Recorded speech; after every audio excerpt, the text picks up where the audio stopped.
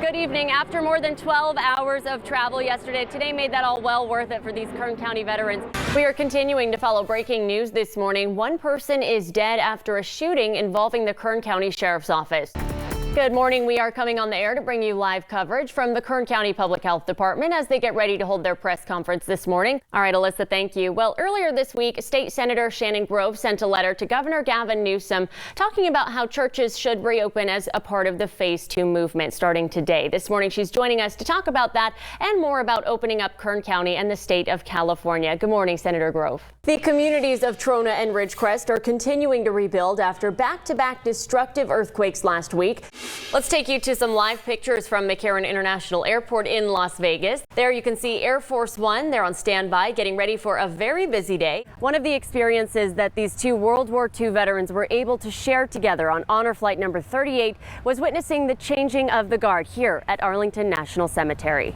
Thanks, Alyssa. Now to the big news out of the sports world. Liberty High School grad Jordan Love knows where he'll be starting his NFL career. Good morning, everybody. We are live at the Kern County Fair, covering everything you need to know before you head out here at 3 p.m. when gates open. All right, we're going to be bringing you coverage all night of the Garth Brooks Dive Bar Tour here. He hasn't been here since 2005, so it is a long overdue trip. We are so excited to have him. When we say under $2 a gallon, boy, wouldn't that be nice to see here? That'd be nice to see here, but this is much cheaper than we're used to seeing, especially in the months leading up to summer. We are in Studio A with Ryan Holt of the Bakersfield Condors. Thanks for coming in today. Thank you. I appreciate it. Yeah, it's so nice to have you in when the Condors are on such a good winning streak. It just seems happier in here. It's nice to talk about wins, exactly. That's for sure. Feel-good moment of the day comes courtesy of an epic dance-off at the Sixers game in Philadelphia Monday night. Take a look at this.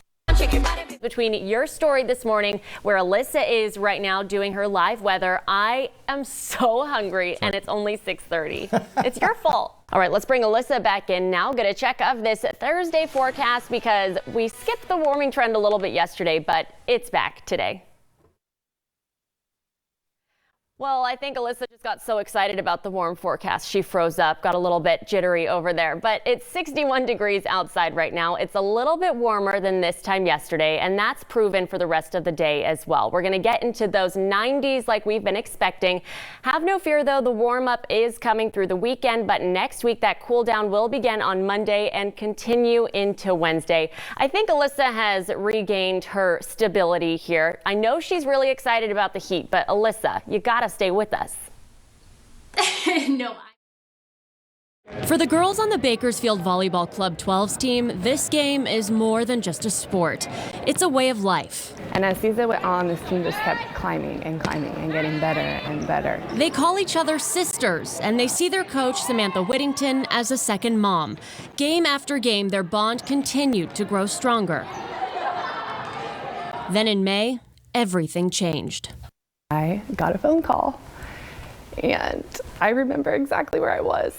I went into my car, and I saw that I had a missed call. Hallie Keese, a beloved teammate, was in a serious accident, one that required her to be airlifted 3 times. Well, first I spoke to Hallie's mom, and we didn't know the details. We knew her legs had been severely injured. The girls were beside themselves, but they wanted to show their love and support for the Keese family.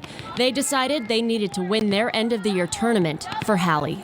For us to go out and win would be amazing for her. So in June, sporting some #HallieStrong t-shirts and smiles, the Bakersfield Volleyball Club 12's team competed in the SCVA Summer Soiree, playing against teams from all over the country. We actually played a Puerto Rican team in the semifinals to get into the finals, and then we ended up playing a Hawaii team in the finals. It was an exhausting 4 days full of back-to-back games, but the girls used Hallie as their motivation and inspiration. We would send Hallie videos, tell her that we love her and we're thinking of her. They played Hallie strong. We did this. And they took home the gold. 1, 2, 3, Hallie strong! Oh, it was great because we got to win for her. Hallie was still in the hospital, but she was able to join her teammates on the podium through FaceTime. I remember saying, "I love you, Hallie." That's a moment this team will never forget. After that, we decided that we were going to go and surprise Hallie. The girls surprise Hallie at the hospital with her gold medal, and they have a tearful celebration. But this story doesn't end there. When Hallie found out she was being released from the hospital early, she wanted to return the favor and surprise her team.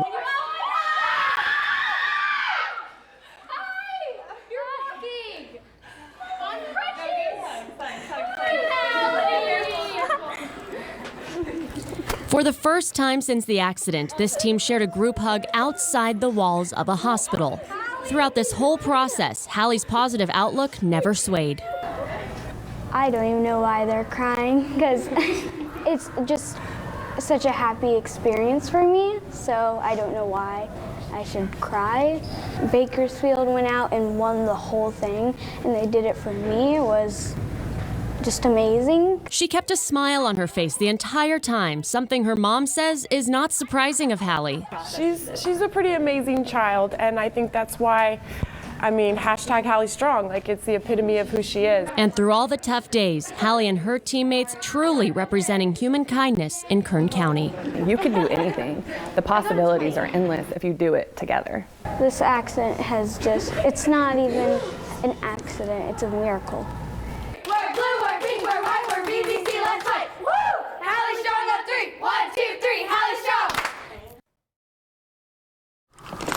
I love watching others get it. I love watching others when they start hitting their bullseye, they start hitting the mark. They like to see confident women. We want women to be armed and be able to protect themselves. That's the goal of the Well-Armed Woman, a nationwide organization that provides resources for women learning how to handle a gun. Good, much better. We have young mothers, we have retired women, we have groups of friends. Naomi Moss, the founder of the South Valley chapter, says they strive to educate, equip, and empower. You get a little 10-minute lesson. Sometimes it's nice to watch them go, oh, okay, I can do that. I try and encourage ladies. I try and, get out there and want them to feel safe and feel like they are welcomed. The Well-Armed Woman has 372 chapters across the country, including 2 in Kern County, one in Bakersfield called the South Valley chapter, as well as one in Tehachapi. I'm going to shoot the main bowling pin, number 5 in the middle.